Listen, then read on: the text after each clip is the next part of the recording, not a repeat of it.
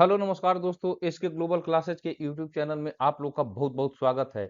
दोस्तों, आज आप लोगों का ईएमआरएस हॉस्टल वार्डन का जो परीक्षा 17 दिसंबर 2023 को जो संपन्न हुआ, उसका एकदम कंप्लीट सॉल्यूशन, एक कंप्लीट आंसर की और बिल्कुल सटीक आंसर की लेकर आपके समक्ष में उपस्थित हूँ।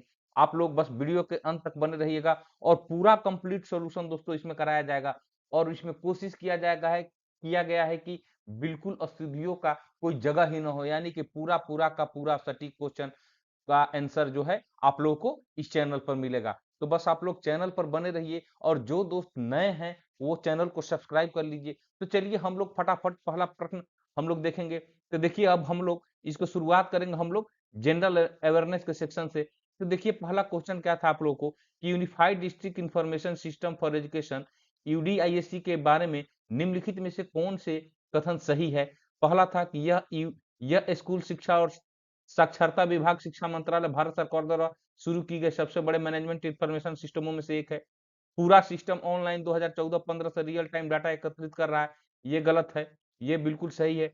तीसरा नंबर है कि यूडीआईएससी इंफॉर्मेशन का उपयोग बनाने, योजना बनाने, संसाधन आवंटन को इष्टतम बनाने और अनेक शिक्षा संबंधी कार्यक्रमों को लागू करने में प्रगति का आकलन करने में किया जाता है। तो दोस्तों ये भी जो है ये सही है, यानी कि जो दोस्त इसका ऑप्शन 2 लगाए हैं केवल और 1 और 3 लगाए हैं उनका बिल्कुल सही जवाब है। इस प्रश्न का ये जनरल अवेयरनेस आप लोग का जो सेक्शन था, तो जनरल अवेयरनेस का ये जो दोस्त 2 ऑप्शन लगाए हैं उनका बिल्कुल सही जवाब है। चलिए नेक्स्ट प्रश्न की ओर चलेंगे।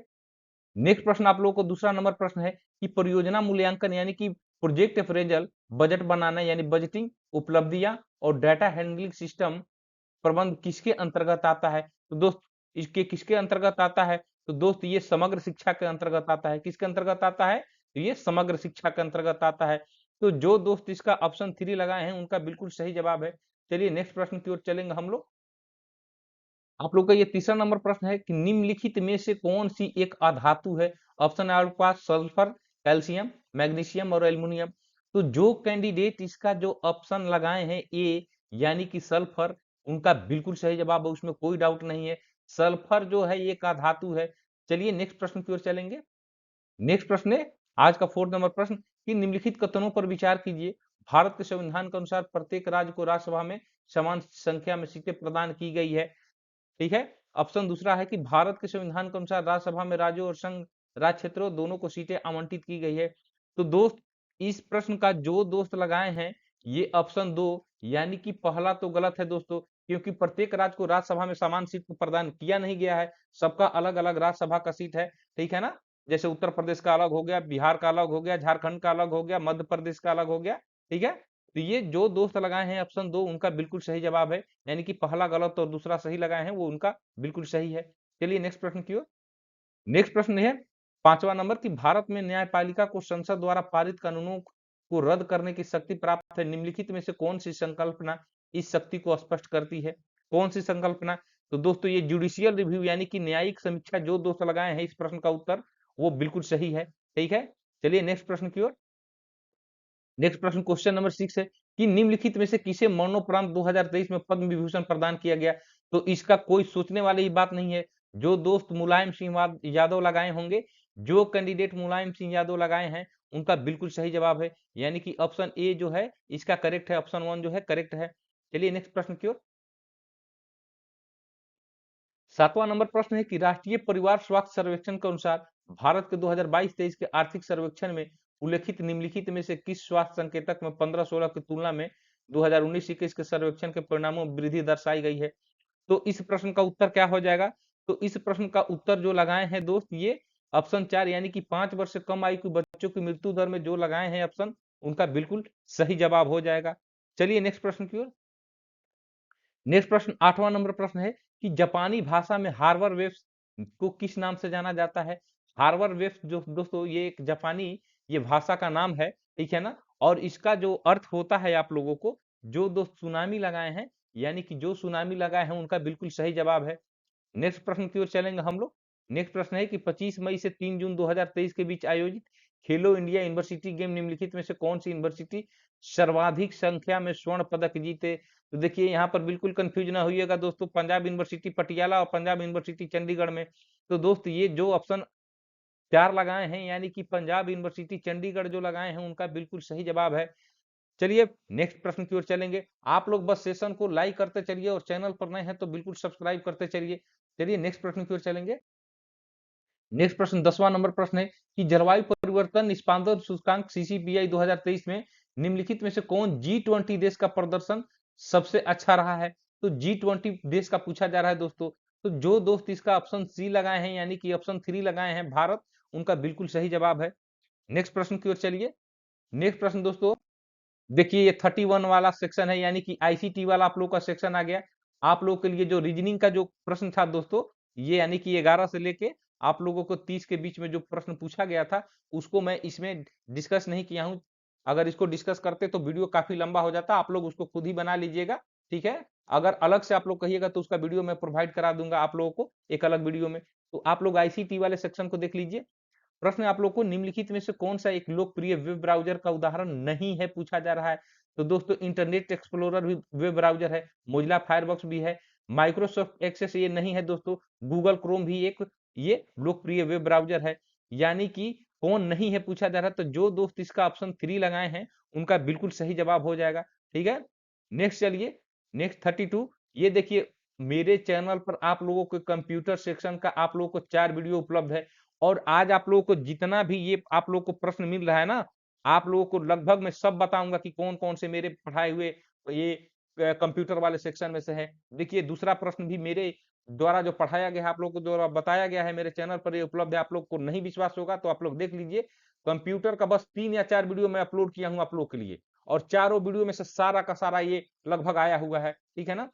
कि अधिकांश एमएस विंडोज एप्लीकेशन में कुछ सिलेक्टेड टेक्स्ट को कॉपी करने और उसे किसी अन्य स्थान पर पेस्ट करने के लिए, तो कॉपी करने के लिए कंट्रोल सी और कंट्रोल भी, पेस्ट करने के लिए इसको कई बार मैं अपने कंप्यूटर वाले वीडियो में बता चुका हूं। तो जो दोस्त इसका ऑप्शन ए लगाए हैं यानी कि 1 लगाए हैं उनका बिल्कुल सही जवाब है। चलिए नेक्स्ट प्रश्न की ओर। नेक्स्ट प्रश्न 33 है कि एक बोर्डिंग हाउस के 600 छात्रों द्वारा पिछली कुछ परीक्षाओं में प्राप्त किए गए अंकों को संचित करने के लिए एक सारणीबद्ध शीट तैयार करने के लिए निम्नलिखित में से बुनियादी सांख्यिकी और ग्राफीय विश्लेषण हो सके निम्नलिखित सॉफ्टवेयर में से सामान्यतः सर्वाधिक प्राथमिकता किसे दी जाती है? किसके दी जाती है दोस्तों? ये जितना भी किया जाता है ना आप लोगों को, ये एमएस एक्सेल में किया जाता है, ठीक है ना? ये एमएस एक्सेल में किया जाता है। तो जो दोस्त ऑप्शन 4 लगाए हैं उनका बिल्कुल सही जवाब है। जो कैंडिडेट 4 लगाए हैं वो 4 वाला जो है बिल्कुल सही है। इमेज के लिए देख लीजिए। इमेज के लिए किसी इमेज फाइल का एक स्टैंडर्ड फाइल एक्सटेंशन निम्नलिखित में से कौन होता है? तो इसको मैं अपने वीडियो में जब पढ़ा रहा था तो आप लोग को जेपीजी, पीएनजी, ठीक है ना? और ये जितना है ये फेमस आप लोग को एक्सटेंशन है आप लोग को ये इमेज फाइल के लिए, ठीक है? तो जो दोस्त इसका 4 ऑप्शन लगाए हैं यानी कि जेपीजी लगाए हैं एक्सटेंशन, वो उनका बिल्कुल सही जवाब है। जेपीजी जो लगाए हैं उनका बिल्कुल सही जवाब है। नेक्स्ट प्रश्न की ओर चलेंगे।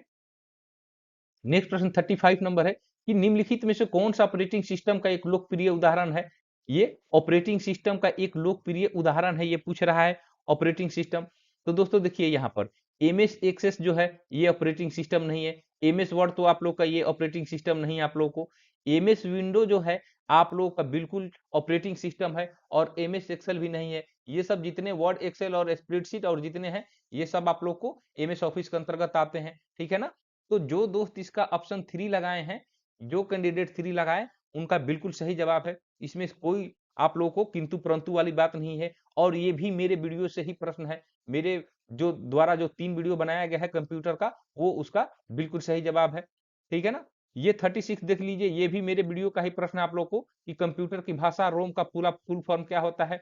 तो रोम का ये तो हालांकि बहुत बेसिक प्रश्न हो गया।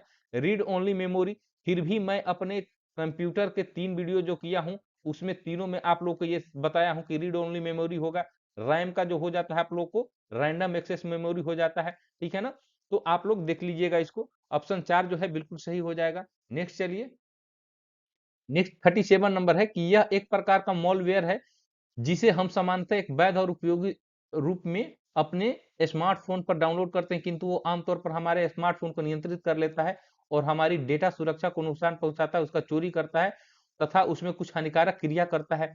ये कौन सा हो जाएगा दोस्तों? तो इस प्रश्न का जो ऑप्शन लगाए हैं ट्रोजन लगाए हैं ना, ये ऑप्शन 2 लगाए हैं उनका बिल्कुल सही जवाब है। ऑप्शन 2 जो है बिल्कुल सही जवाब है। नेक्स्ट प्रश्न की ओर चलेंगे। निम्नलिखित में से कौन सा एक इनपुट डिवाइस नहीं है, पूछा जा रहा है।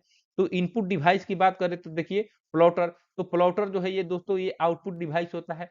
माइक जो होता है ये भी इनपुट होता है। लाइट पेन ये भी इनपुट डिवाइस होता है। स्कैनर भी इनपुट डिवाइस होता है, ठीक है ना। ये प्लॉटर जो होता है ये आउटपुट डिवाइस होता है। इसको भी मैं अपने वीडियो में बता दिया हूं, तो जो प्रश्न मैं करा दिया हूं उसको जरूर बता दूंगा, ठीक है ना। ऐसे ही मैं नहीं कह दूंगा कि सारा प्रश्नों को कराया हूं, जो प्रश्न कराए हैं उसी को मैं सिर्फ बोलूंगा आप लोगों के लिए, ठीक है।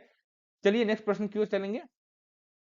नेक्स्ट प्रश्न 39 है कि निम्नलिखित में से कौन सा एक लोकप्रिय वेब आधारित सर्च इंजन का उदाहरण नहीं है। तो याहू भी दोस्तों एक ये वेब सर्च इंजन है। गूगल भी आप लोगों को ये क्या है दोस्तों, गूगल भी एक वेब सर्च इंजन है। बिंग भी आप लोगों का वेब सर्च इंजन है, लेकिन ये एक्सेस जो है ये नहीं है। तो जो दोस्त ऑप्शन 2 लगाए हैं, जो कैंडिडेट ऑप्शन 2 लगाए हैं उनका बिल्कुल सही जवाब है, ठीक है। नेक्स्ट चलिए, ये 40 नंबर क्वेश्चन है कि कंप्यूटरों में डीवीडी का, ये बहुत ही बेसिक क्वेश्चन। तो हमको लगता है दोस्तों कि आईसीटी का इतना ये इजी आप लोगों को पूछा गया ईएमआरएस में, ईआरएमएस में, ये बिल्कुल आप लोगों को, ये आप लोगों का बिल्कुल इजी क्वेश्चन पूछ दिया गया है आईसीटी का, ठीक है ना। और मैं आशा करता हूं कि इसमें आप लोग एक भी गलत नहीं किए होंगे, आप लोग इसमें बिल्कुल गलत नहीं किए होंगे, ठीक है ना। आप लोग चलिए इसको देखते चलिए, नेक्स्ट प्रश्न की ओर चलेंगे।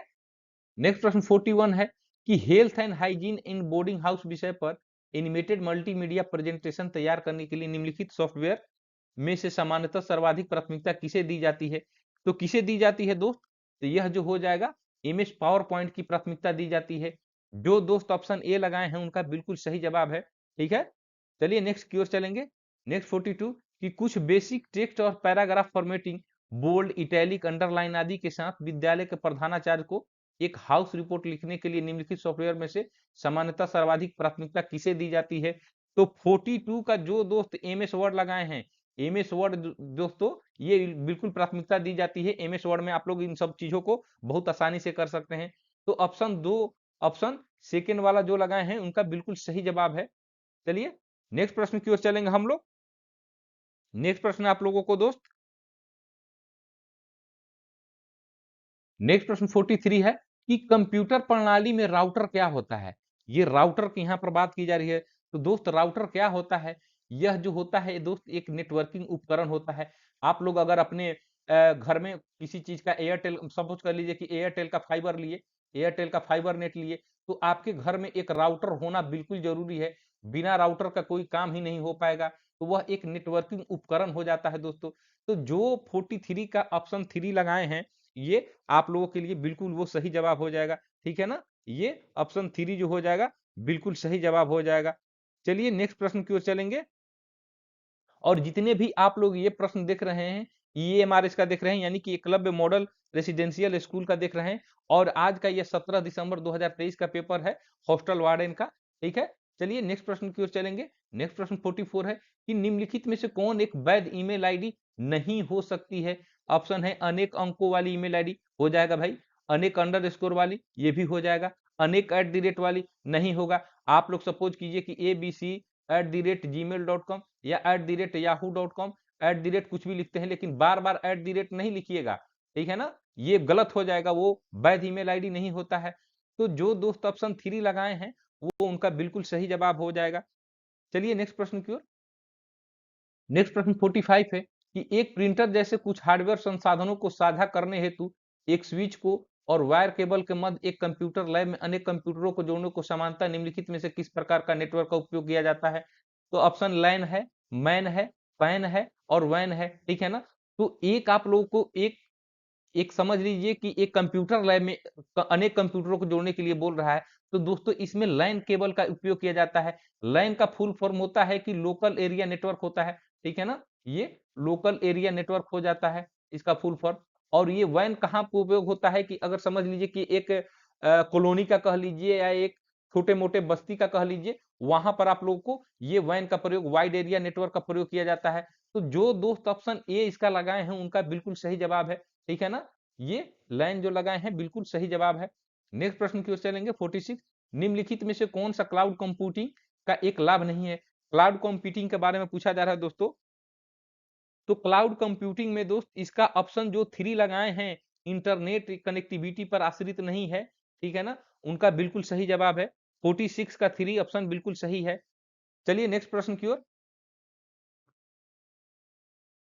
नेक्स्ट प्रश्न 43 कि आजकल की कंप्यूटर भाषा में एआई का लोकप्रिय नाम है। तो अभी तो भाई बिल्कुल ये आप लोगों को एआई जो है बिल्कुल एकदम एआई और चैट जीपीटी, ठीक है ना, ये बिल्कुल आप लोगों को ये चैट जीपीटी, रुकिए मैं लिख दे रहा हूं, चैट जीपीटी ये बिल्कुल अभी आप लोगों को एकदम हाल फिलहाल बिल्कुल चर्चा में है। एआई आपको हो गया आर्टिफिशियल इंटेलिजेंस, यानी कि 47 का 1 जो लगाए हैं उनका बिल्कुल सही है। आर्टिफिशियल इंटेलिजेंस बिल्कुल सही जवाब हो जाएगा। नेक्स्ट 48 देखेंगे कि निम्नलिखित में से कौन सा अधिनियम भारत में ई गवर्नेंस के लिए आरंभिक विधिक ढांचा उपलब्ध कराता है।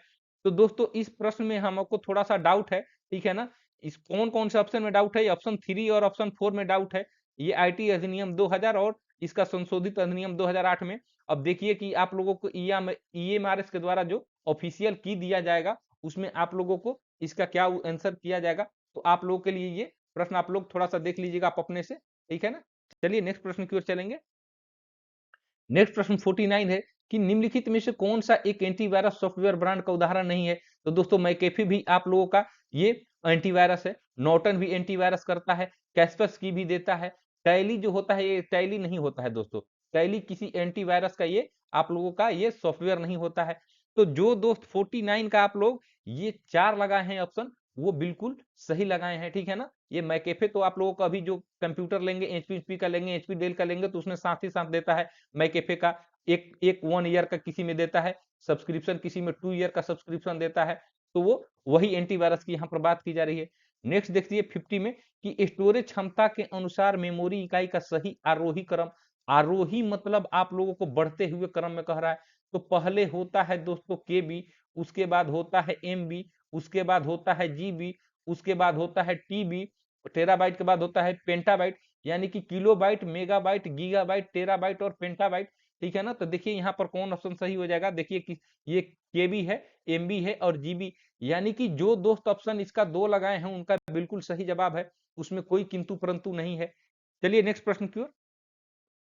नेक्स्ट प्रश्न देखिए, अब ये पोस्को तथा अन्य बच्चों की सुरक्षा से संबंधित भारत सरकार अधिनियम का ज्ञान से जो रिलेटेड प्रश्न है आप लोग को ये देखेंगे हम लोग। तो इसका डायरेक्ट हम लोग उत्तर देखते चलेंगे, आप लोग मिला लीजिएगा क्योंकि एक एक प्रश्न को सभी को पढ़ पढ़कर एक एक ऑप्शन को पढ़ना तो बहुत वीडियो लंबा हो जाएगा। तो 51 देखिए क्या है कि निम्नलिखित कथनों पर विचार कीजिए।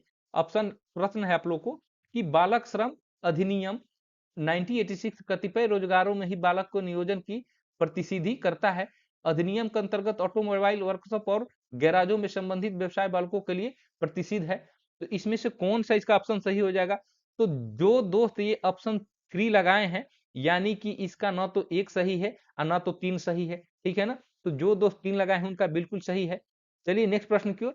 लैंगिक अपराधों से बालकों का संरक्षण पोस्को नियमावली 2020 यानी कि 2020 के अंतर्गत विशेष शिक्षक कौन है, ठीक है ना। यहाँ पर विशेष शिक्षक की बात की जा रही है। तो दोस्त इसका ऑप्शन जो 1 लगाए हैं यानी कि दिव्यांग बालकों से वार्तालाप करने में प्रशिक्षित कोई व्यक्ति जो हो जाएगा ये बिल्कुल सही जवाब हो जाएगा, विशेष शिक्षक, ठीक है। चलिए नेक्स्ट प्रश्न की ओर।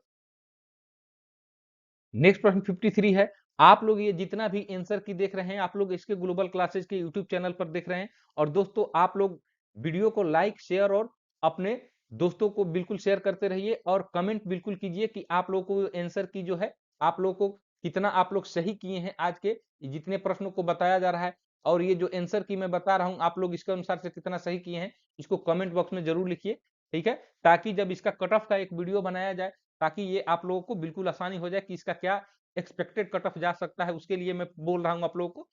तो देखिए 53 है कि लैंगिक अपराधों से बालकों का संरक्षण पॉक्सको अधिनियम 2012 के संबंध में गलत कथन की पहचान करे।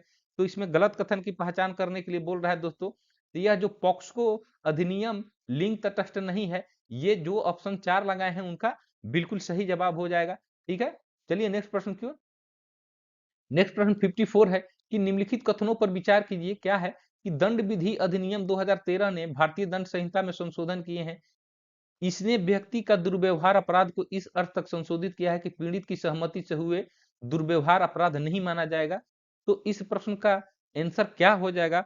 तो जो दोस्त इसका ऑप्शन ये ऑप्शन 4 लगाए हैं यानी कि ए इज करेक्ट, और बी इज रॉन्ग जो लगाए हैं, यानी कि ए सही है बी गलत है, वो बिल्कुल सही जवाब हो जाएगा। ऑप्शन 4 जो हो जाएगा ये बिल्कुल सही जवाब हो जाएगा। चलिए नेक्स्ट प्रश्न की ओर।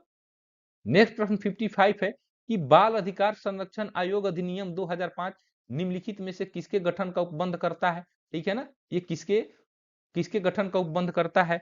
तो 55 का जो आंसर लगाए हैं ऑप्शन सी, यानी कि जिला, ऑप्शन सी नहीं, यहाँ पर देखिए ये ऑप्शन 3, ठीक है ना, केवल ए बी और डी, यानी कि राष्ट्रीय बाल अधिकार संरक्षण आयोग और राज्य बाल अधिकार संरक्षण आयोग और बाल न्यायालय, ये जो हो जाएगा ये बिल्कुल सही हो जाएगा। तो 53 का जो आंसर 3 लगाए हैं ये बिल्कुल सही लगाए हैं। चलिए नेक्स्ट प्रश्न की ओर। नेक्स्ट प्रश्न 56 है कि बालकों के लिए राष्ट्रीय चार्टर यानी कि नेशनल चार्टर फॉर चिल्ड्रन 2023 को निम्नलिखित में से किसके अंतर प्रतिज्ञा के अनुरूप घोषित किया गया था? तो किसके अंतर्गत दोस्तों? तो देखिए ये जो प्रश्न दोस्त भेजे हुए हैं वो बिल्कुल इसका सही जवाब लगाए हैं। समग्र शिक्षा अभियान जो हो जाएगा इस प्रश्न का बिल्कुल सही जवाब हो जाएगा, समग्र शिक्षा अभियान। नेक्स्ट चलिए, नेक्स्ट ये 57 देखिए कि भारत के आर्थिक सर्वेक्षण 2022-23 के अनुसार वर्ष 2020 में भारत में मृत्यु दर निम्नलिखित में से किन संकेतकों के लिए सर्वाधिक थी? किसके लिए सर्वाधिक थी दोस्तों? तो यह जो था नवजात मृत्यु दर जो था ये इस प्रश्न का बिल्कुल सही जवाब हो जाएगा। तो जो कैंडिडेट ऑप्शन 2 लगाए हैं उनका बिल्कुल सही जवाब है। नेक्स्ट प्रश्न देखिए 58 कि राष्ट्रीय परिवार स्वास्थ्य सर्वेक्षण 2019-21 के अनुसार भारत में जन्म के समय लिंग अनुपात क्या है? तो दोस्तों इस प्रश्न का जो आंसर हो जाएगा आप लोगों को, मैं इसका भी आंसर आप लोगों को डाउट में रख रहा हूं, क्योंकि आप लोगों को डेटा जब इसका देखिएगा तो ये 929 है, लेकिन इसमें 929 ऑप्शन में है ही नहीं। तो देखिए ईएमआरएस इसको क्या मानता है, आयोग द्वारा कौन सा आंसर माना जाता है, ठीक है ना, तो ये आप लोग देख लीजिएगा। चलिए नेक्स्ट प्रश्न की ओर चलेंगे हम लोग। नेक्स्ट प्रश्न 59 है कि निःशुल्क और अनिवार्य बाल शिक्षा अधिकार अधिनियम 2009 के संबंध में निम्नलिखित में से कौन सा कथन सही है? ठीक है ना, कौन सा कथन सही है ये ऑप्शन देखना है। ये प्रश्न को देखिए आप लोग, तो इस प्रश्न का उत्तर जो हो जाएगा ये ऑप्शन है आप लोग को, यह कानून आरंभिक और माध्यमिक स्तर के लिए निःशुल्क और अनिवार्य शिक्षा प्रदान करता है। ये भाई बिल्कुल गलत हो जाएगा, ठीक है ना। अधिनियम में आरंभिक शिक्षा को 1 से 6 तक, ये हालांकि यहाँ पर 8 तक होना चाहिए, तक की शिक्षा को परिभाषित किया गया है, ये भी गलत है। इस अधिनियम के अंतर्गत 6 से 14 वर्ष के आयु वर्ग को शामिल किया गया है, ये बिल्कुल सही है, यानी कि जो दोस्त ऑप्शन 3 लगाए हैं उनका बिल्कुल सही जवाब हो जाएगा, ठीक है ना। चलिए नेक्स्ट प्रश्न की ओर। नेक्स्ट प्रश्न 60 नंबर प्रश्न है कि बाल विवाह प्रतिषेध अधिनियम 2006 के अंतर्गत एक जिला न्यायालय में बाल विवाह को रद्द कराने की याचिका किसके द्वारा दायर की जा सकती है? तो इस प्रश्न का उत्तर जो हो जाएगा दोस्तों ये ऑप्शन ए सही हो जाएगा, किसी भी सामाजिक रूप से सज्जन द्वारा जिसे इस संविदा के एक बाल विवाह होने की जानकारी हो, ठीक है ना, बाल विवाह की जानकारी जिसको हो, कोई सज्जन व्यक्ति के द्वारा, सजग व्यक्ति के द्वारा, ठीक है ना, वो इसका याचिका दायर कर सकता है। तो ऑप्शन ए जो कैंडिडेट लगाए हैं इसका उनका बिल्कुल सही जवाब है। नेक्स्ट चलिए देखेंगे हम लोग। नेक्स्ट 61 देखिए, अब यहाँ पर आ गया एडमिनिस्ट्रेटिव एप्टीट्यूड वाला जो सेक्शन आ गया, यानी कि प्रशासनिक अभिवृत्ति का जो ये आप लोग का प्रश्न है, आप लोग को ये 61 से चलेगा, ठीक है ना। चलिए देखेंगे हम लोग क्या है कि छात्रावासों का मुख्य उद्देश्य निम्नलिखित में से कौन सा है? तो ऑप्शन है माता पिता को राहत प्रदान करना, कमजोर वर्गों का ध्यान रखना, शिक्षा को बढ़ावा देना, छात्रों को अध्ययन के लिए शांतिपूर्ण और अनुकूल वातावरण प्रदान करना। तो 61 का जो ऑप्शन 4 लगाए हैं उनका बिल्कुल सही जवाब है, बिल्कुल सही जवाब है। नेक्स्ट देखिए 62 कि छात्रावास प्रशासन को कैसे सुधारा जा सकता है? छात्रावास प्रशासन को कैसे सुधारा जा सकता है? तो दोस्तों यह जो हो जाएगा प्रभावी पर्यवेक्षण के द्वारा, यानी कि बाई इफेक्टिव सुपरविजन के द्वारा दोस्तों ये छात्रावास प्रशासन को सुधारा जा सकता है। तो जो कैंडिडेट इसका ऑप्शन ए लगाए हैं उनका बिल्कुल सही जवाब है। चलिए नेक्स्ट प्रश्न की ओर चलेंगे। आप लोग को लगातार एकदम प्रश्नों को मैं लगातार कराया जा रहा हूं, आप लोग सिर्फ अपना आंसर की से इस आंसर की से और अपना आंसर मिला लीजिए कि आप लोगों ने कौन सा सही किया है। और आज मैं जो ये आंसर की बता रहा हूं आप लोगों को लगभग सटीक आंसर बता रहा हूं, ठीक है ना। इसमें त्रुटि की संभावना मतलब ना मात्र बराबर है। बाकी देखिए ईएमआरएस के द्वारा क्या ऑफिशियल कट ये की जाता है, ठीक है ना, बाकी ये बिल्कुल सही है, ठीक है ना। 63 देखिए क्या है कि छात्रावास जीवन का क्या लाभ है? 63 जो, तो 63 का ऑप्शन जो हो जाएगा कि समाजीकरण और स्वतंत्र व्यवहार जो हो जाएगा, जो दोस्त इसका ऑप्शन ए लगाए हैं उनका बिल्कुल सही जवाब है, ठीक है ना, कि छात्रावास जीवन का क्या लाभ है, ये हो जाएगा आप लोगों को समाजीकरण और स्वतंत्र व्यवहार, ठीक है। चलिए नेक्स्ट प्रश्न। नेक्स्ट प्रश्न है कि बालिका छात्रावास में कौन सी सुरक्षा उपाय अपनाए जाने चाहिए। कौन सा सुरक्षा उपाय अपनाया जाना चाहिए दोस्तों? गेट बंद करना, महिला वार्डन की व्यवस्था के साथ साथ कड़ी सतर्कता, ये बालिकाओं के लिए नियमित काउंसलिंग करना, अनुशासन समिति। तो ये ऑप्शन 2 जो लगाए हैं इसका, इस प्रश्न का 64 का जो 2 लगाए हैं, यानी कि महिला वार्डन की व्यवस्था के साथ साथ कड़ी सतर्कता जो हो जाएगा, इस प्रश्न का बिल्कुल सही जवाब हो जाएगा। चलिए नेक्स्ट प्रश्न की ओर। नेक्स्ट प्रश्न 65 है कि छात्रावास में शॉर्ट सर्किट होने पर आपात स्थिति में वार्डन क्या करेगा। तो इस प्रश्न का जो दोस्त ऑप्शन 4 लगाए हैं, यानी कि प्राथमिकता के आधार पर समस्या को दूर करने के लिए निजी इलेक्ट्रीशियन को बुला सकता है, ये बिल्कुल उसके द्वारा किया जाएगा, वार्डन के द्वारा, छात्रावास में अगर शॉर्ट सर्किट होगा तो ऑप्शन 4 जो कैंडिडेट लगाए हैं उनका बिल्कुल सही जवाब है मेरे भाई, एकदम बिल्कुल सही जवाब है। आप लोग एकदम देखते चलिए। चलिए नेक्स्ट प्रश्न 66 है कि आधुनिक छात्रावास कक्ष कैसा होना चाहिए। आधुनिक का पूछ रहा है दोस्तों, मॉडर्न हॉस्टल रूम किस टाइप का होना चाहिए।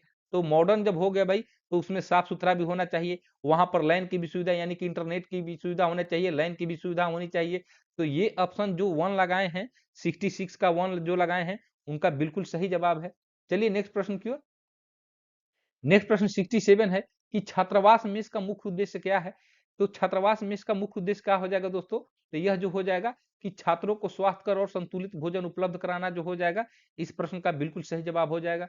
नेक्स्ट प्रश्न चलिए 68 कि छात्रावास में संपूर्ण सफाई हेतु मार्गदर्शन के लिए सामान्यतः उपयोग में किए जाने वाले दस्तावेज का नाम बताइए।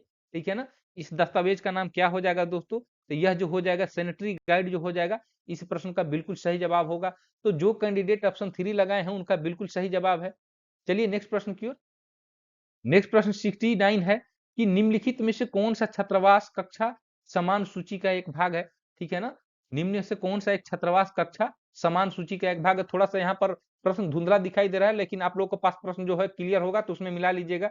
तो 69 जो ये प्रश्न है उसका आंसर हो जाएगा छत का पंखा जो हो जाएगा दोस्तों, यह जो इस प्रश्न का सही जवाब हो जाएगा। ठीक है ना, ये छत का पंखा जो हो जाएगा, ये सही जवाब हो जाएगा। चलिए नेक्स्ट प्रश्न की ओर चलेंगे। नेक्स्ट प्रश्न आप लोग चलिए, 70 नंबर आज का प्रश्न है कि छात्रावास में मेस समिति का काम होता है। छात्रावास में मेस समिति का क्या काम होता है? ऑप्शन ये क्वेश्चन 70 का ये ऑप्शन हो जाएगा, ये ऑप्शन 4 जो बिल्कुल सही हो जाएगा, यानी कि स्वास्थ्यकर और किफायती भोजन उपलब्ध कराना जो हो जाएगा, छात्रावास में मेस समिति का कार्य होता है। तो जो दोस्त इसका ऑप्शन 4 लगाए हैं उनका बिल्कुल सही जवाब है। चलिए नेक्स्ट प्रश्न की ओर। नेक्स्ट प्रश्न 71 है कि छात्रावासों के समान रख रखाव और स्वच्छता का प्रभारी कौन होता है। छात्रावासों के समान रख रखाव और स्वच्छता का प्रभारी कौन होता है? कार्यकारिणी समिति, छात्रावास वार्डन, अनुशासन समिति, मेस समिति। तो इस प्रश्न का उत्तर क्या हो जाएगा? तो दोस्तों यह तो बिल्कुल आसान क्वेश्चन आ गया, ये छात्रावास वार्डन जो हो जाएगा बिल्कुल सही हो जाएगा। नेक्स्ट देखिए 72 कि समान वित्तीय नियमावली जीएफआर का संबंध है। जीएफआर का संबंध क्या हो जाएगा दोस्तों? ये 72 का। तो दोस्त मेरे इस प्रश्न पर भी थोड़ा सा डाउट है, आप लोग इसका आंसर आप लोग कमेंट बॉक्स में दीजिएगा कि इसका आंसर क्या होगा। ठीक है ना, आप लोगों को ये आंसर क्या सही लग रहा है इसमें, बिल्कुल इसको कमेंट बॉक्स में कीजिएगा। चलिए नेक्स्ट प्रश्न की ओर। नेक्स्ट प्रश्न 73 है कि बालिका छात्रावास का वार्डन कौन होना चाहिए। बालिका छात्रावास का वार्डन कौन होना चाहिए? तो दोस्तों बालिका जब छात्रावास की बात हो जा रही है तो केवल महिला ही वार्डन होनी चाहिए, ये बिल्कुल सही जवाब है। जो दोस्त ऑप्शन 2 लगाए हैं बिल्कुल सही जवाब हो जाएगा। 74 चलिए देखिए कि छात्रावास में समान सूची प्रबंधन का क्या प्रयोजन होता है। ठीक है ना, छात्रावास में समान सूची प्रबंधन का क्या प्रयोजन होता है। तो 74 का जो दोस्त लगाए हैं सामान की हानि और चोरी को रोकना जो हो जाएगा, ये बिल्कुल सही जवाब हो जाएगा। तो जो दोस्त ऑप्शन 3 लगाए हैं ये बिल्कुल सही जवाब हो जाएगा। चलिए नेक्स्ट प्रश्न की ओर। नेक्स्ट प्रश्न 75 है कि छात्रावास में निम्नलिखित में से किस खरीदारी से बचा जाना चाहिए। तो ये ऑप्शन 4 जो हो जाएगा बिल्कुल सही जवाब हो जाएगा, ये ऑप्शन फंडस खरीदारी हो जाएगा, ये बिल्कुल, ये आप लोगों को इस प्रश्न के लिए बिल्कुल सही जवाब हो जाएगा, इससे बचा जाना चाहिए। ये तो अनुमोदित डीलरों से, ये बिल्कुल सही है, ये भी सही है, और जीएफआर का प्रावधान ये भी सही है। ठीक है ना, नेक्स्ट चलिए 76 देखिए कि छात्रावास का प्रभारी कौन होता है। तो छात्रावास का प्रभारी देखिए, अब यहाँ पर दोस्त मेरे, आप लोगों में बहुत दोस्त यहाँ पर गलत कर दिए होंगे, यहाँ पर छात्रावास अधीक्षक या पर्यवेक्षक जो दे दिया गया है, पर्यवेक्षक जोड़कर यहाँ पर काम गड़बड़ा दिया है, क्योंकि इंग्लिश में देखिए यहाँ पर हॉस्टल सुपरवाइजर दे रहा है, तो सुपरवाइजर थोड़े इंचार्ज होता है मेरे भाई। यह जो हो जाता है आप लोगों का, इस प्रश्न का जो उत्तर हो जाएगा 74 का, ये वार्डन जो हो जाएगा बिल्कुल सही जवाब हो जाएगा। ये 76 का जो 4 लगाए हैं बिल्कुल सही जवाब है। नेक्स्ट चलिए, नेक्स्ट 77 है कि छात्रावास जीवन में निम्नलिखित में से कौन सा सर्वाधिक आवश्यक है?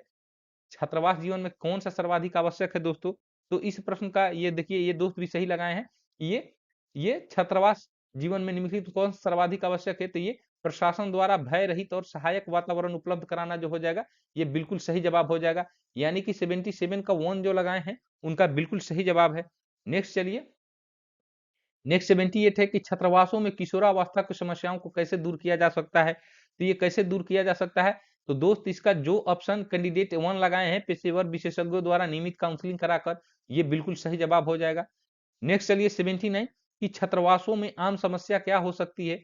छात्रावासों में आम समस्या क्या हो सकती है? तो जो कैंडिडेट इसका ये ऑप्शन 3 लगाए हैं, खराब रख रखाव यानी कि पुअर मेंटेनेंस जो लगाए हैं, वो बिल्कुल सही जवाब हो जाएगा। ठीक है, चलिए नेक्स्ट प्रश्न की ओर। नेक्स्ट प्रश्न 80 नंबर प्रश्न है कि छात्रावास प्रबंधन में क्या शामिल नहीं है? छात्रावास प्रबंधन में क्या शामिल नहीं है दोस्त? यह जो हो जाएगा, विद्यालय में प्रवेश जो हो जाएगा, ये छात्रावास प्रबंधन में शामिल नहीं होता है। नेक्स्ट देखिए 81 कि छात्रावास मेस में स्टॉक प्राप्त करने का प्राधिकार किसे प्राप्त है? स्टॉक प्राप्त करने का प्राधिकार किसे प्राप्त है? तो दोस्तों जब भी छात्रावास का ये स्टॉक प्राप्त करने का प्राधिकार जो हो जाएगा, ये वार्डन को होता है। ठीक है ना, ये वार्डन जो हो जाएगा, बिल्कुल सही जवाब हो जाएगा। नेक्स्ट देखिए 82 कि छात्रावास प्रबंधन में निम्नलिखित में से कौन सी मद उपभोज्य है? ठीक है ना, कौन सी मद उपभोज्य है दोस्त मेरे? तो इस प्रश्न का उत्तर हो जाएगा कुकिंग गैस जो हो जाएगा, इस प्रश्न का बिल्कुल सही जवाब हो जाएगा। कुकिंग गैस बिल्कुल सही जवाब हो जाएगा। प्रश्न 83 आप लोग के लिए आज है कि 83 में पूछा गया था कि छात्रावास में प्रवेश के लिए क्या मानदंड होना चाहिए? छात्रावास में प्रवेश के लिए क्या मानदंड होना चाहिए? तो जो कैंडिडेट इसका 1 लगाए हैं, यानी कि छात्रावास में प्रवेश की अनुमोदित गाइडलाइन के अनुसार जो होना चाहिए, ये प्रश्न का सही जवाब हो जाएगा। 83 का 1 जो कैंडिडेट लगाए हैं, उनका बिल्कुल सही जवाब है। 84 देखिए कि छात्रावास में रहने वाले छात्र छात्रा के गंभीर रूप से बीमार पड़ने की स्थिति में वार्डन का क्या कर्तव्य है? तो दोस्त मेरे, इसका जो ऑप्शन 4 लगाए हैं कैंडिडेट कि बीमार छात्र या छात्रा को तत्काल नजदीकी अस्पताल में शिफ्ट करना जो हो जाएगा, ये बिल्कुल सही जवाब हो जाएगा। ठीक है, चलिए नेक्स्ट प्रश्न की ओर। नेक्स्ट प्रश्न 85 नंबर है कि छात्रावासों में सामान्यतः किस प्रकार के स्टॉक रजिस्टर का रख रखाव किया जाता है? तो ये किस प्रकार का स्टॉक रजिस्टर होता है? तो दोस्त यह जो होता है, उपभोज्य और गैर उपभोज्य जो रजिस्टर होता है, स्टॉक रजिस्टर का रख रखाव किया जाता है। तो जो दोस्त ऑप्शन 4 लगाए हैं, उनका बिल्कुल सही जवाब हो जाएगा। नेक्स्ट देखिए 86 देखिए कि छात्रावास में भोजन सूची मेनू का निर्धारण कौन करता है? ये कौन करता है दोस्त? यह जो हो जाएगा, मेस समिति के द्वारा, यानी कि जो ऑप्शन ए सही लगाए हैं, ये बिल्कुल सही जवाब हो जाएगा।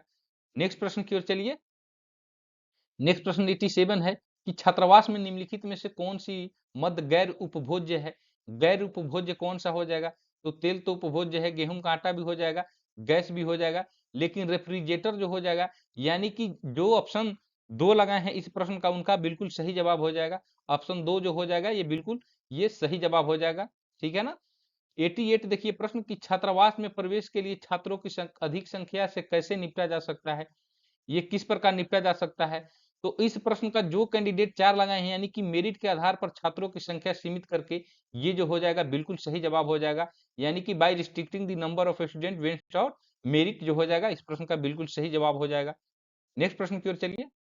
नेक्स्ट प्रश्न 89 है कि छात्रावास के छात्र छात्राओं को अनुशासनहीनता से किस प्रकार निपटा जा सकता है? ये किस प्रकार निपटा जा सकता है दोस्तों?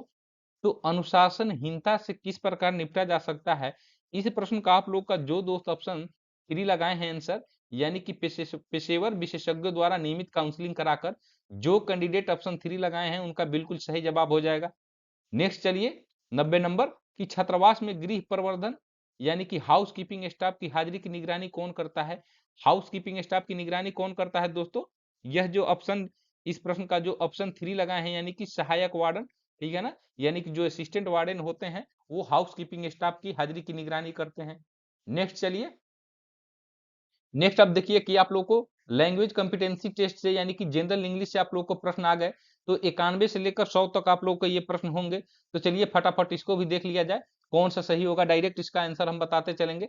अब 91 देखिए प्रश्न कि choose the word nearest in the meaning of the given word, यानी कि ये सिनोनिम्स पूछ रहा है। ऑप्शन है, ये प्रश्न है इंट्रीसीड है, जो इंट्रीसीड जो है इसका आप लोगों को 91 का जो आप लोग जो दोस्त ऑप्शन 4 लगाए हैं, यानी कि इंटरवेन जो लगाए हैं, ये बिल्कुल सही जवाब हो जाएगा। नेक्स्ट है 92 की choose the word opposite to the meaning in the given word, ये हो जाएगा एनोनिम्स हो जाएगा, ये सिनोनिम्स, ये एंटोनिम्स से प्रश्न हो गया, तो ये फ्रेल हो जाएगा।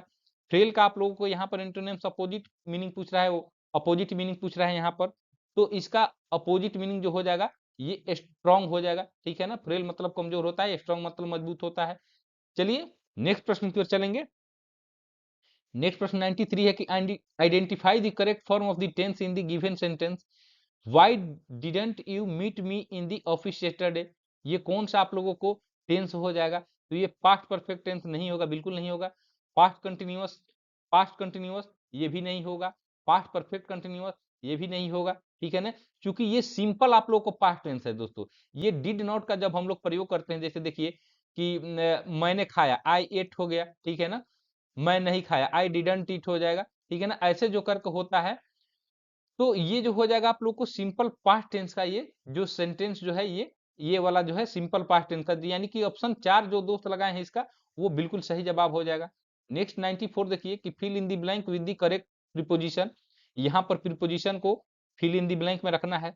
अब प्रश्न है कि the group of the actor drove dash the forest at high speed, ठीक है ना, the group of actor drove dash the forest at high speed, तो इसमें कौन सा प्रीपोजिशन का उपयोग होगा, तो इसमें ये जो दोस्त ऑप्शन 1 लगाए हैं कि दी group of actor drove through the forest at high speed, ये थ्रू प्रीपोजिशन जो हो जाएगा ये बिल्कुल सही हो जाएगा।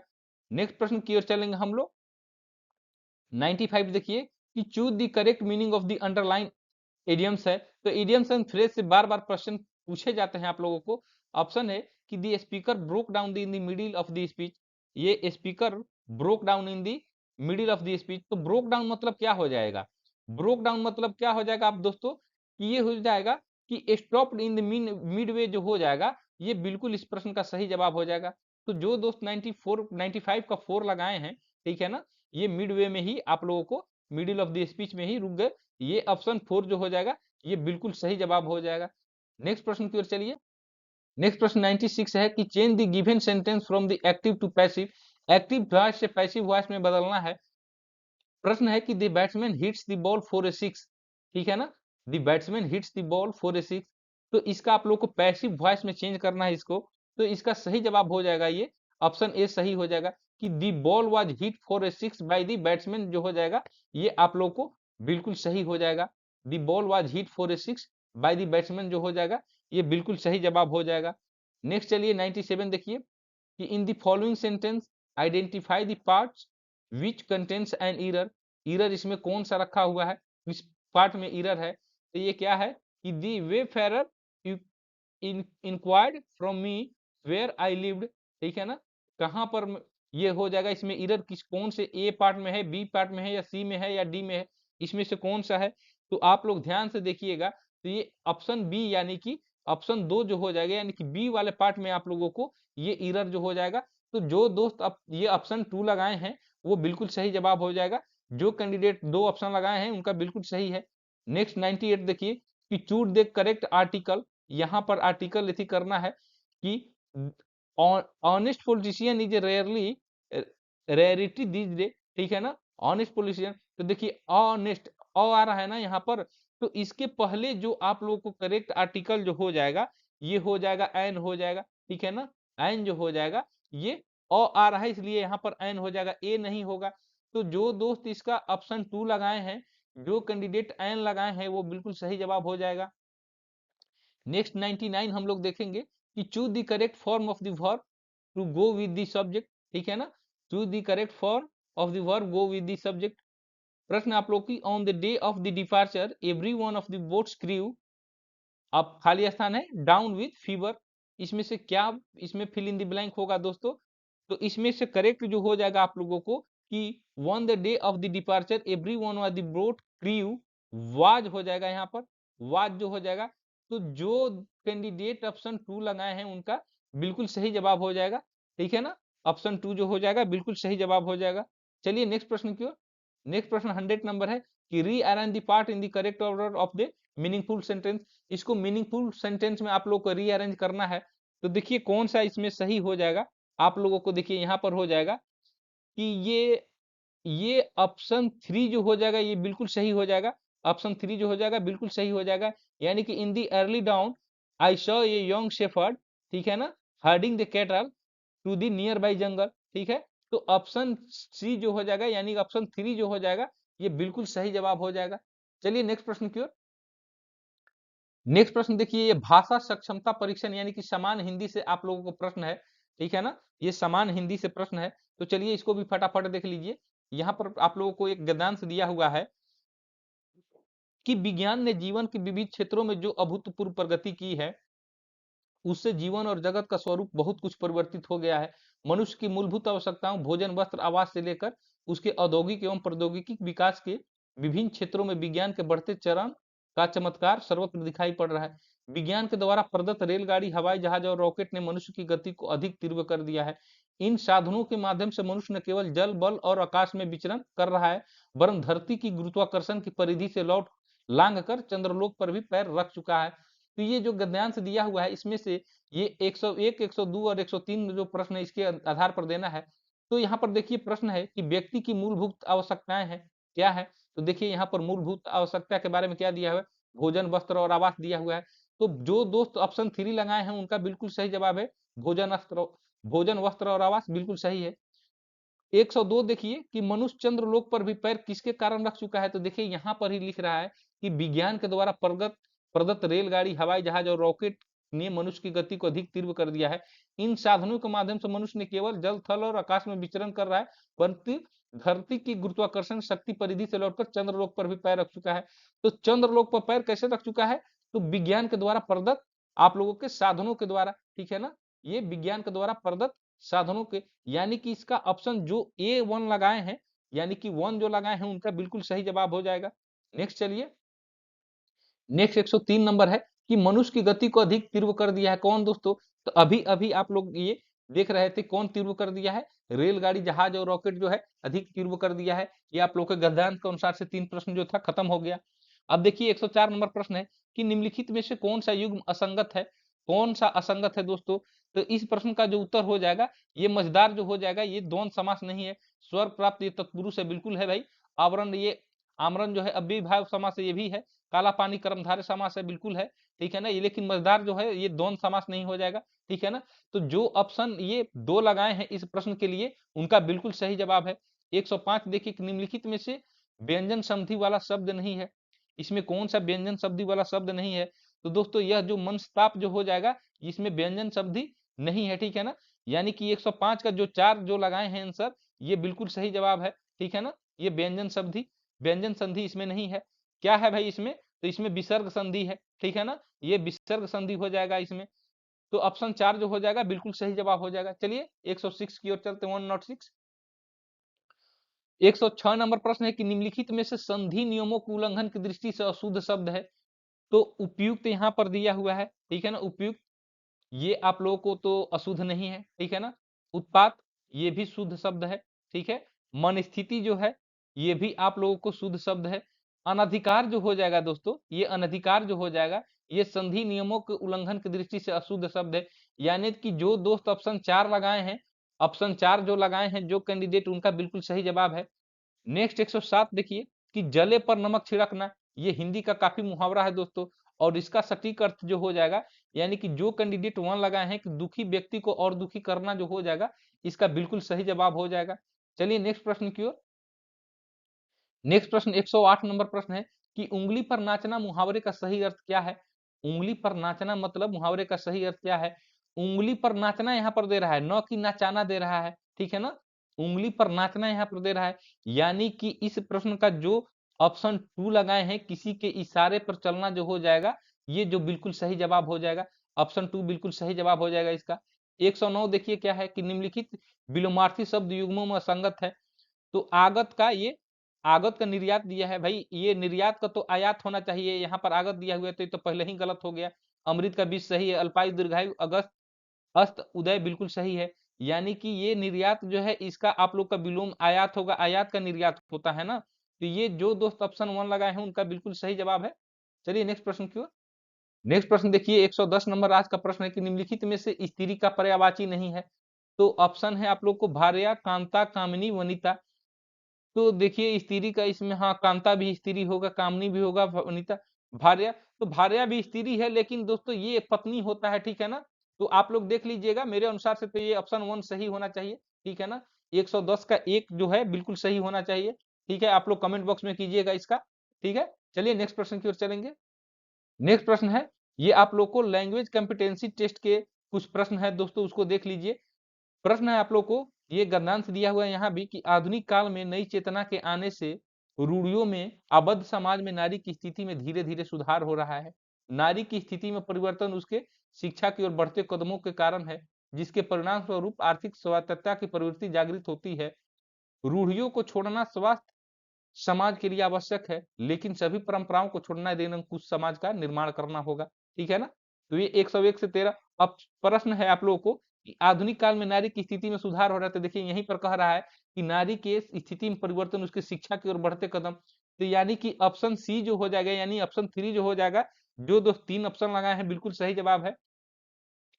112 देखिए क्या है कि समाज रूढ़ियों में बंधा था, क्योंकि क्योंकि ये क्यों था दोस्तों, तो यह देखिए नई चेतना का अभाव था, इसलिए दोस्तों ये रूढ़ियों में बंधा हुआ था। तो जो दोस्त 112 का 1 लगाए हैं बिल्कुल सही जवाब है। नेक्स्ट देखिए 113 कि रूढ़ियों को त्यागने से क्या होगा, तो रूढ़ियों को त्यागने से क्या होगा, रूढ़ियों को छोड़ना स्वस्थ समाज के लिए आवश्यक है। तो दोस्तों जो कैंडिडेट ये स्वस्थ समाज बनेगा ये लगाए हैं, ऑप्शन 1 लगाए हैं, उनका बिल्कुल सही जवाब हो जाएगा, ठीक है ना। 1 जो हो जाएगा बिल्कुल सही जवाब हो जाएगा।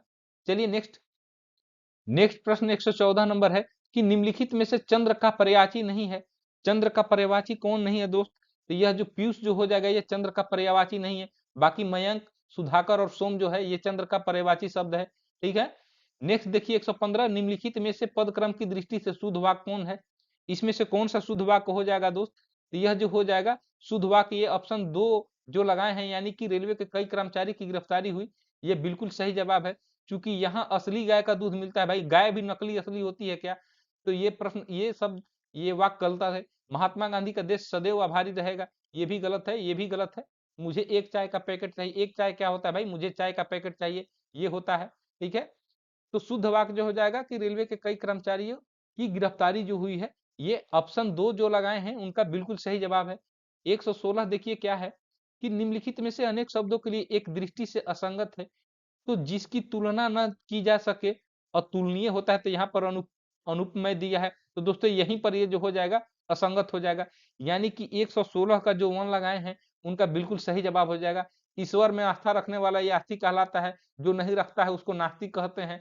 15 दिनों में एक बार प्रकाशित होने वाला पाक्षिक होता है, ये बिल्कुल सही है। और जो हर जगह व्याप्त हो, आप लोग को सर्वव्यापी या इंग्लिश में कहिए तो ओमनी प्रेजेंट कहलाता है इसको, ठीक है ना। जो सर्व जगह व्याप्त हो, ठीक है। तो ये ऑप्शन 1 जो लगाए हैं उनका बिल्कुल सही जवाब है। 117 देखिए कि निम्नलिखित में से अमर शब्द का सटीक विलोमार्थी है। अमर शब्द का सटीक विलोमार्थी क्या हो जाएगा, तो दोस्त मेरे ये मृत जो हो जाएगा, ये ऑप्शन 4 जो दोस्त लगाए हैं उनका बिल्कुल सही जवाब है। चलिए नेक्स्ट प्रश्न की ओर। नेक्स्ट प्रश्न 118 नंबर है कि निम्नलिखित में से मानक की दृष्टि से अशुद्ध शब्द कौन है। अशुद्ध शब्द कौन हो जाएगा दोस्तों, तो ये उपरोक्त जो हो जाएगा ये आप लोग को अशुद्ध शब्द हो जाएगा। तो जो दोस्त 118 का 2 लगाए हैं उनका बिल्कुल सही जवाब है। नेक्स्ट 119 देखिए कि आपने मुझ पर बहुत अधिक दया की, वाक्य में रेखांकित शब्द है, ये कौन सा रेखांकित शब्द हो जाएगा, तो दोस्तों ये प्रविशेषण जो हो जाएगा ये हो जाएगा इस प्रश्न का बिल्कुल सही जवाब। यानी कि 119 का जो कैंडिडेट 2 ऑप्शन लगाए हैं, 2 लगाए हैं, उनका बिल्कुल सही है। और आज का दोस्तों ये लास्ट प्रश्न है कि लिंग के आधार पर असंगत शब्द युग में क्या है, तो ये ऑप्शन आप लोगों का कौन सा सही हो जाएगा, ये क्या है, चिंटा चीटी, घोड़ा घोड़ी, जेठ जेठानी, भतीजा भतीजी। तो ये लिंग के आधार पर ये असंगत शब्द जो हो जाएगा, ठीक है ना। ये जो ऑप्शन 3 जो ऑप्शन लगाए हैं ये बिल्कुल सही लगाए हैं, ठीक है ना। ये ऑप्शन 3 जो सही लगाए हैं वो बिल्कुल सही है। तो दोस्तों आज हम लोग देखे ये ईएमआरएस का जितना भी प्रश्न था हॉस्टल वार्डन का, आप लोगों को ये जो 17 दिसंबर 2023 की जो परीक्षा हुई उसका आप लोगों ने शानदार ये एनालिसिस देख लिया प्रश्नों का, और शानदार आंसर की को आप लोगों ने देखा। तो आप लोग कमेंट बॉक्स में जरूर बताइए कि आप लोगों ने 120 में से कितना सही किया, ताकि जब मैं आप लोगों को इसका कट ऑफ का वीडियो बनाऊं तो उसमें आप लोगों को ये सुविधा हो जाए मुझे बनाने में, ताकि मुझे भी पता लगे कि आप लोगों के द्वारा कितना अटेम्प्ट किया गया है। ठीक है, और क्वेश्चन का लेवल कैसा था आप लोग इसको जरूर भी ये भी कमेंट बॉक्स में लिखिएगा। तो दोस्तों आज के लिए बस इतना ही। एक और शानदार वीडियो लेकर आप लोगों के समक्ष में उपस्थित हूँगा। तब तक के लिए आप लोगों से आज्ञा लेना चाहूंगा, और जाते जाते ये मैं कहूंगा कि अगर अभी तक हमारे चैनल को नहीं सब्सक्राइब किए हैं तो दोस्तों सब्सक्राइब कर लीजिए, और एक लाइक इतना मेहनत करने के बाद तो बनता ही है, तो एक लाइक और एक सब्सक्राइब कर लीजिए। दोस्तों आज के लिए बस इतना ही। जय हिंद दोस्तों।